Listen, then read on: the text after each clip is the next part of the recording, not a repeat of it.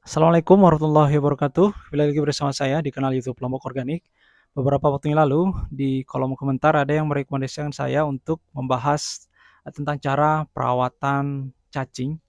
Jadi kebetulan memang saya sedang budidaya cacing jenis ANC. Sebenarnya saya merasa kurang pas untuk memaparkan materi ini karena selain skala budidaya saya yang masih kecil, saya juga baru jalan sekitar 5 bulan untuk budidaya cacing ANC ini. Tapi saya akan coba memaparkan setakat pemahaman saya dan ada memang beberapa hal penting yang saya temukan selama budidaya cacing ANC ini yang menurut saya penting diketahui bagi teman-teman, terutama yang baru mulai budidaya cacing ANC. Ada 3 poin yang akan saya coba bahas untuk cara perawatan atau cara budidaya cacing ANC ini. Pertama ini tentang media pembiakan atau media perbanyakan. Yang kedua adalah tentang pakan, pakan apa saja yang saya berikan untuk cacing ANC-nya. Kemudian yang ketiga adalah hama yang bisa menyebabkan gagal dalam budidaya cacing ANC. Oke, kita bahas poin pertama yakni tentang media pembiakannya atau media tempat budidaya cacing ANC-nya.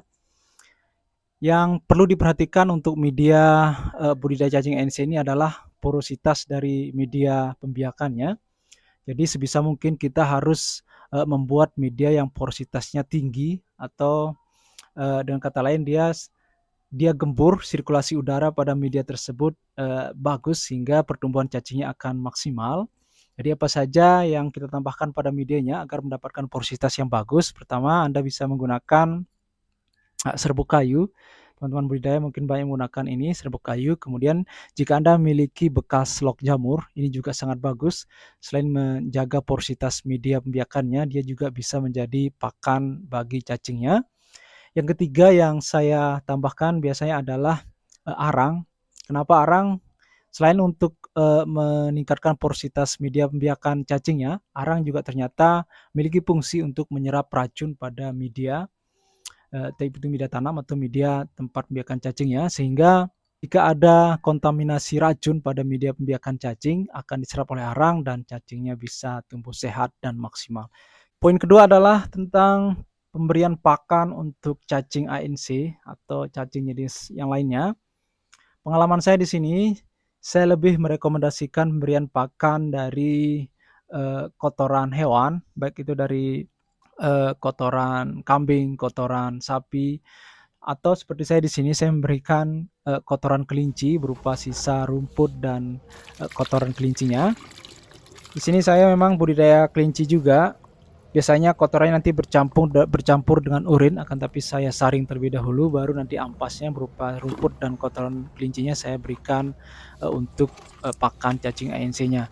Dan untuk pemberian pakan di atas media pembiakannya, saya biasanya menempatkannya di bagian pinggir. Saya tidak menutupi seluruh bagian dari media pembiakannya karena saya takutkan nanti ada amoniak, di mana kita ketahui cacing tidak menyukai adanya amoniak pada media pembiakannya. Jadi saya tempatkan di pinggir, nanti setelah berapa hari lagi saya tumpuk dan begitu seterusnya. Untuk pemberian pakan yang lain, Anda bisa memberikan seperti ampas tahu, kemudian sisa buah-buahan dan berbagai jenis pakan lainnya. Akan tapi pengalaman saya karena mungkin di setiap lokasi berbeda, tentu di setiap lokasi berbeda. Karena kemarin saya coba memberikan pakan berupa sisa buah-buahan seperti pisang dan pepaya. Ternyata setelah saya berikan sedikit di atas permukaannya, alat BSF yang bertelur dan itu yang memakan sisa buah-buahan tersebut.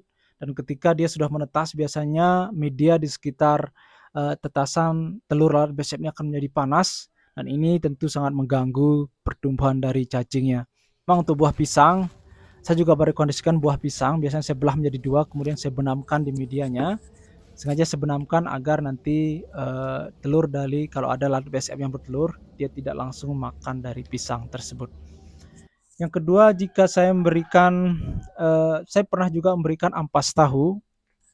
Akan tapi di tempat saya ada jenis serangga yang sangat suka terhadap ampas tahu dan jenis buah-buahan yang manis. Serangga tersebut berwarna oranye, saya perlihatkan Anda, dia berwarna oranye. Jadi nanti ketika saya tempatkan pakan dari ampas tahu atau buah-buahan yang manis, biasanya serangga ini akan berkerumun di sekitar pakan tersebut. Dan sering saya perhatikan ketika saya angkat tidak ada cacing yang ikut makan. Tentu di setiap lokasi berbeda, mungkin di sini ada habitat atau ada dari populasi dari serangga ini, sehingga ketika saya berikan pakan berupa ampas tahu atau sisa buah yang manis, yang banyak berkerumun memakan pakan tersebut adalah jenis serangga yang oranye ini.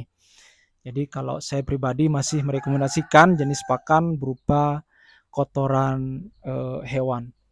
Kemudian poin ketiga, hama yang sering menyerang budidaya cacing ANC.